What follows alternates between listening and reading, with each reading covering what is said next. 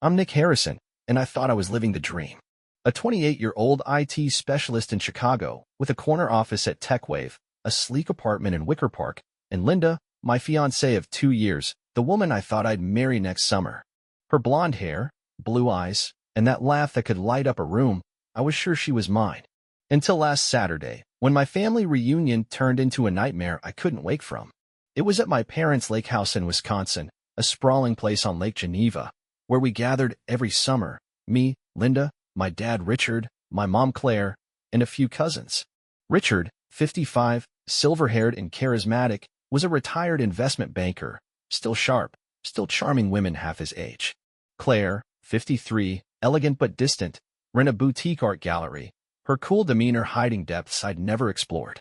I should have seen the cracks, but I was blind, caught up in Linda's smile. The day started fine, barbecue, beers, Linda in a sundress that hugged her curves, laughing with my cousins. But by evening, I noticed her absence. I found her on the dock, the sunset painting the lake gold, pressed against my dad, Richard, in a loosened shirt, his hands on her waist, her lips on his. They were tangled, urgent, her dress riding up, his fingers gripping her thighs. I froze, while rising, as Claire stepped out from the shadows, watching, silent, a glass of wine in hand. She didn't stop them. She just stood there, eyes cold, letting it happen. I stumbled back, heart slamming, and they broke apart, Linda gasping, Richard smirking, Claire's gaze never wavering. "Nick," Linda whispered, pulling down her dress, face flushed. "It's not what it looks, see." "Don't," I snapped, voice breaking. "Dad?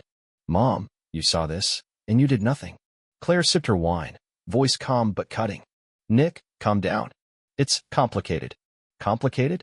I roared, stepping closer, fists clenched. "You're letting her sleep with him, my fiancé, your husband." Richard raised a hand, casual, infuriating. "Nick, it's physical, nothing more. Linda and we connected. You've been distant, buried in work. She deserves attention." I lunged, but Claire grabbed my arm, voice sharp. "Stop it, Nick. This isn't just about them. We need to talk inside." I followed, shaking, as Linda and Richard trailed behind, her eyes downcast, his smirk unchanged. In the living room, Claire sat, crossing her legs, wine glass steady. "Nick, I knew about Richard and Linda for months. I saw the texts, the late nights. I could have stopped it, but I didn't. I had my reasons." "Reasons?" I barked, pacing. "You let your husband cheat with my fiancée, our family's falling apart." Claire's eyes hardened, voice low. "Richard's been unfaithful before, Nick.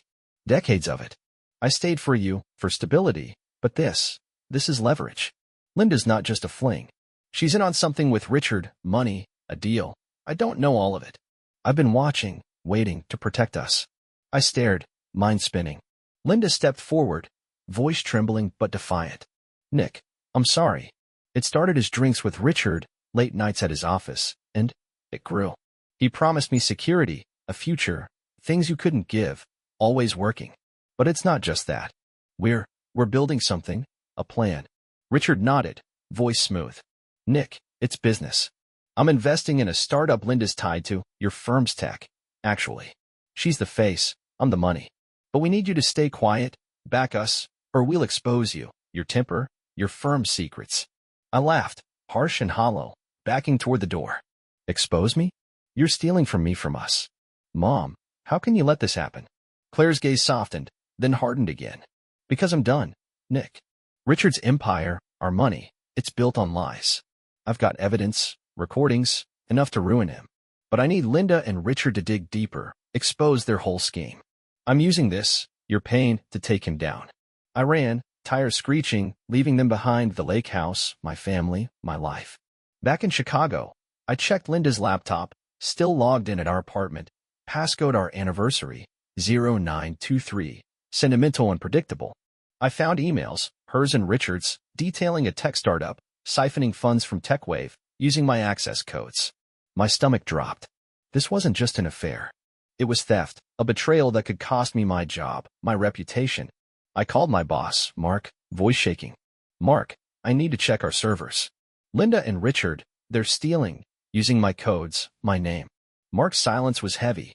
"Nick, I've suspected irregularities, missing funds, strange logins. If they're involved, we need proof, fast." But you're tied to this too. Be careful. I hung up, mind racing, and drove to my parents' condo in Lincoln Park, confronting Claire. You knew about the money too? I demanded, voice raw. You're letting them ruin me for revenge? She nodded, calm but cold. Yes, Nick. Richard's been draining our accounts for years, hiding it in offshore deals. Linda's his pawn, but she's ambitious, using you, using us. I'm recording everything, building a case. But I need you to play along, stay silent, or they'll frame you. I shook my head, backing away. I'm not your pawn, Mom. I'll expose them, save my career, even if it destroys us. That night, I tailed Linda, driving to a loft in Wicker Park, Richard's second home, I realized. I peered through the window, her in that sundress, him shirtless, pressed together on a couch, their intimacy raw, electric, a slap in my face. I snapped photos, hands shaking, but Claire appeared beside me, voice low. I told you, Nick. Let them dig deeper. We'll catch them red-handed.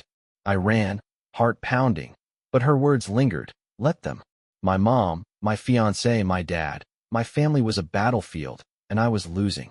But as I drove, I realized the twist. Emily's text from earlier, ignored in my rage. Dad, I saw Grandma with Linda at the lake. She's not stopping them. She's helping. What's happening? My niece, 16, sharp-tongued, had seen more than I thought. Claire wasn't just watching. She was playing both sides, and I was her next target. That Emily's text burned in my phone, a lifeline I hadn't expected. Dad, I saw Grandma with Linda at the lake. She's not stopping them. She's helping. What's happening? I stared at it, heart pounding, parked outside my apartment in Wicker Park, the Chicago skyline glinting through the rain. My niece, 16, sharp and observant, had seen what I'd missed. Claire wasn't just a bystander. She was complicit, manipulating this chaos, and I was her pawn. I called Emily, voice low. Stay at your mom's. Don't go near Grandma or Linda. I'll explain later, but I need you safe. Okay, Uncle Nick, she said, voice trembling. But Grandma's been weird, secret calls, late meetings. I'm scared. I hung up, mind racing, and drove to Claire's condo in Lincoln Park, determined to confront her. She opened the door, elegant in a silk robe, wine glass in hand, eyes cool. Nick, what now? She asked, voice calm but edged. You're helping them, I snapped, stepping inside. Linda, Dad, their scheme. You're in on it, aren't you? Emily saw you with Linda at the lake. You're not protecting me. You're using me. Claire sipped her wine, sitting on the couch, legs crossed. Sit, Nick. This isn't what you think. I stayed standing, fists clenched. What is it then? You let Dad sleep with Linda, my fiancé, and now you're funding their startup, stealing from TechWave, framing me. She sighed, voice low but firm. Yes, I knew about Richard and Linda. I've known for months. Texts, hotel receipts, late nights. But I didn't stop it because I couldn't. Richard's been draining our accounts for years, offshore deals, mistresses, you name it. Linda's his latest pawn, but she's ambitious, using you, using us. I've been recording them, building a case, but I needed them to dig deeper, expose the whole scheme. You're my leverage, Nick. Stay quiet, play along, and we'll take Richard down together. I shook my head, backing away. You're sick, Mom. You're sacrificing me, my life, for revenge. Not revenge, she said, standing, stepping closer, her scent, lavender, sharp, overwhelming. Survival. Richard's empire, it's built on lies, and I'm done being his victim. Linda's the key, but you're the shield. If you expose them now, they'll frame you, ruin TechWave, and I lose everything. Before I could respond, my phone buzzed. Mark, my boss, voice urgent.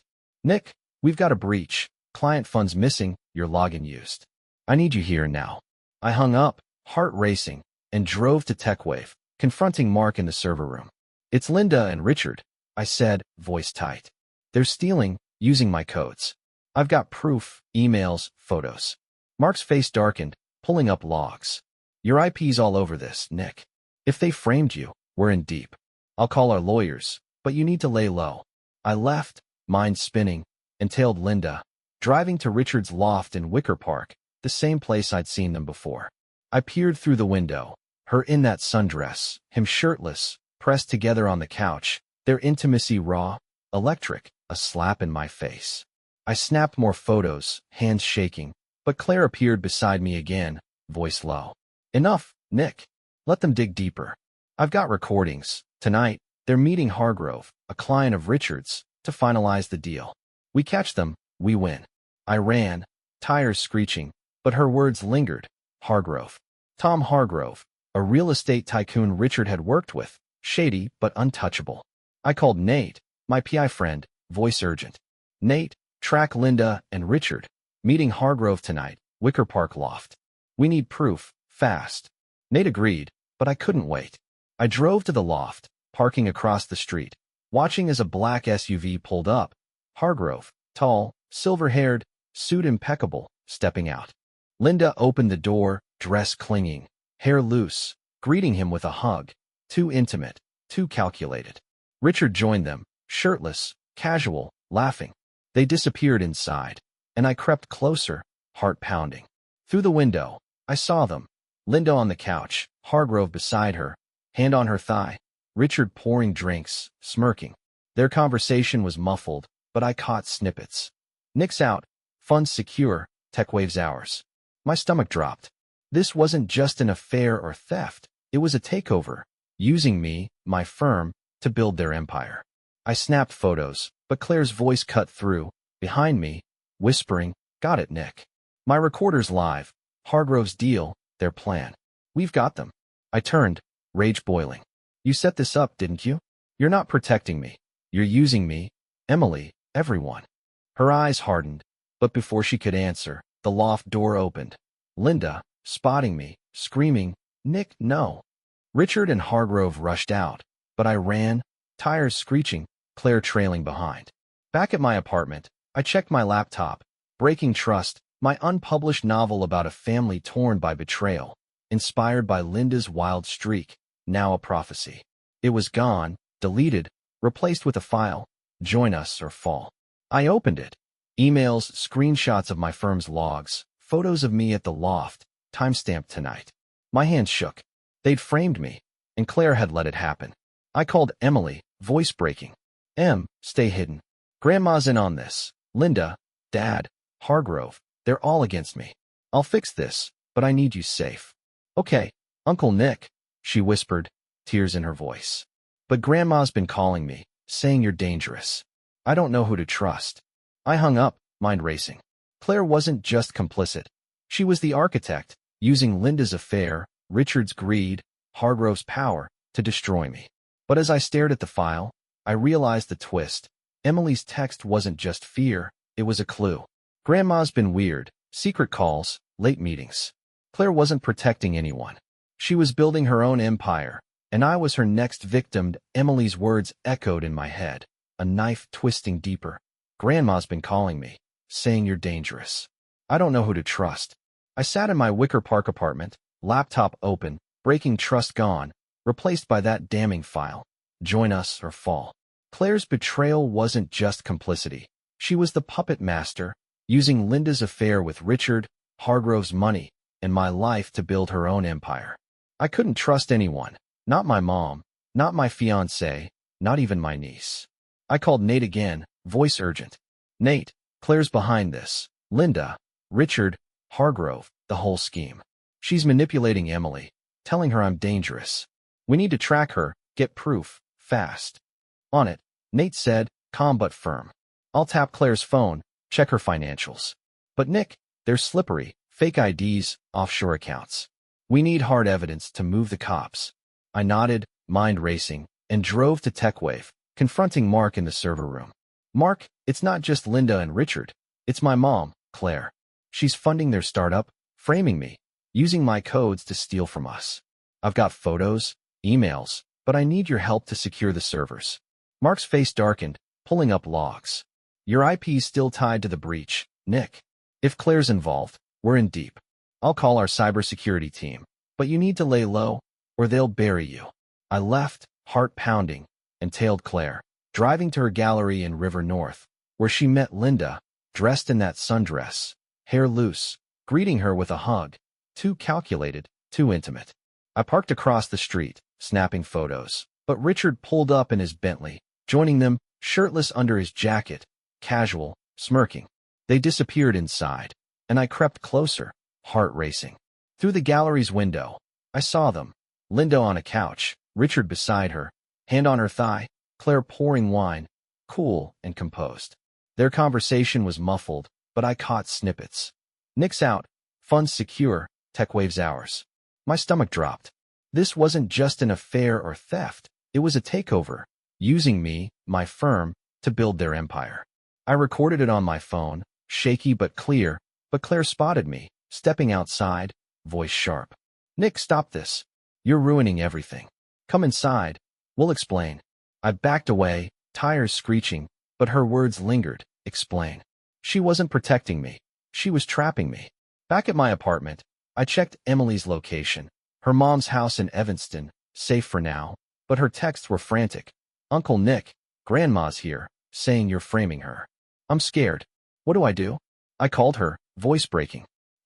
Stay with your mom. Don't let Grandma in. She's lying, using you. I'm coming for you, but I need proof first. Okay, she whispered, tears in her voice. But she's got Dad on speaker. He's saying you're dangerous, too. I don't know who's real. I hung up, mind racing.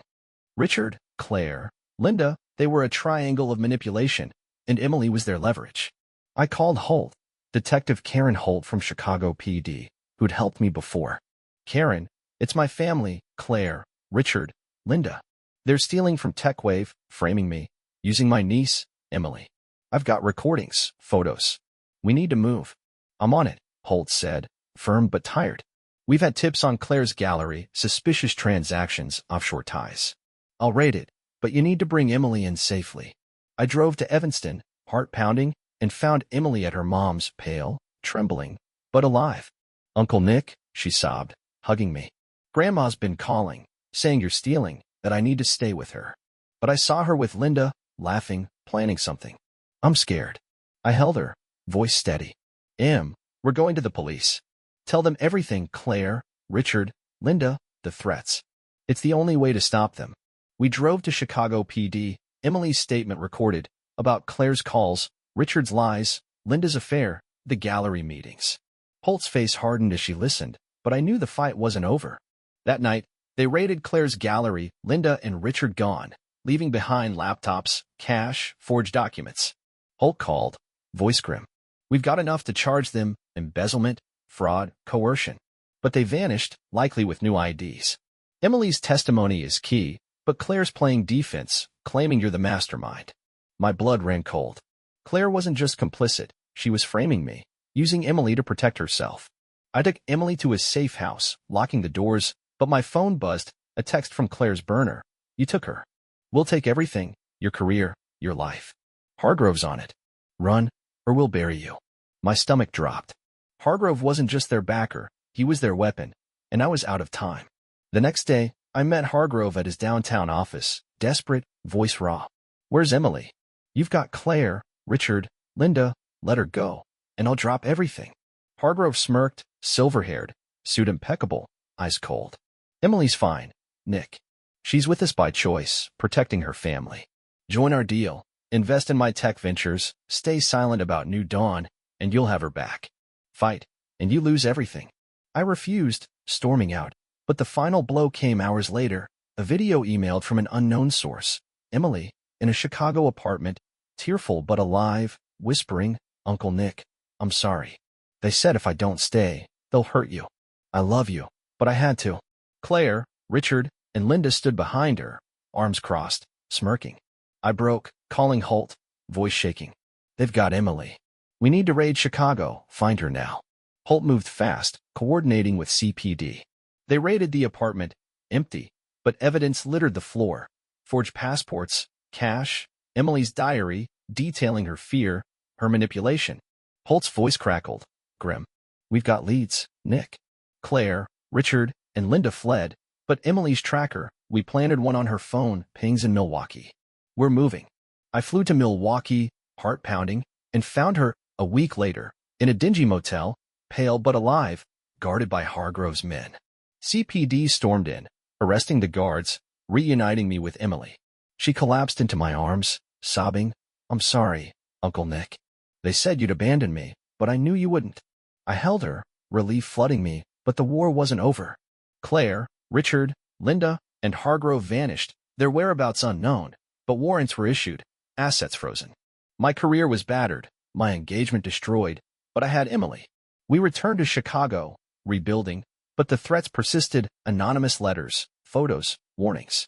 I knew they'd try again, but I'd fight, protect her, even if it cost me everything. Years later, Emily graduated high school, stronger, but a letter arrived, postmarked Milwaukee, no return address. Inside, a photo of Claire, Richard, Linda, and Hargrove, dated last month. We're not done, Nick. Emily's ours eventually. Join us, or we'll take her back. I stared at it, beer in hand, heart pounding. They weren't defeated. The betrayal, the scheme, it wasn't over. It was just beginning. And this time, I'd be ready. That letter from Milwaukee hit me like a punch. Claire, Richard, Linda, and Hargrove, alive, plotting, their photo dated last month, smirking in some shadowy corner. We're not done, Nick. Emily's ours eventually. Join us, or we'll take her back.